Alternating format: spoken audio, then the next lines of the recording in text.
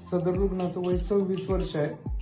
पेशंटची स्थिती अशी आहे की 2 वर्षापूर्वी हाताला मार लागला, त्यानंतर सडन प्लेटलेट कमी झाल्या, छातीमध्ये पाणी झालं आणि परत 1.5 वर्षांनी एकदा पाणी झालं। दोन्ही वेळेस पल्मोनरी टीबी असं डायग्नोसिस झालं।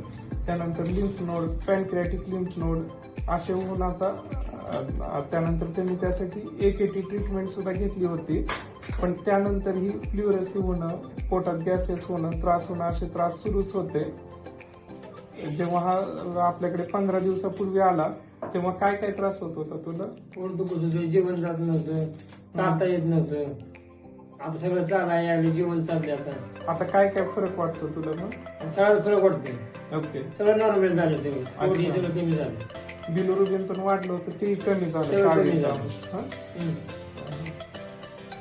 म्हणजे टीबी मधून हळूहळू ते इन्फेक्शन फुफ्फुसामध्ये पाणी झालं, नंतर लिव्हर डॅमेज व्हायला लागलं, पोटात पाणी व्हायला लागलं, स्वादुपिंडाजवळच्या लिम्फ नोडला सूज आली आणि त्यातनं पेशंटला कावीळीसारखी लक्षणं वगैरे तयार झाली आणि त्याला 15 दिवसात अतिशय चांगल्या पद्धतीने फरक पडला।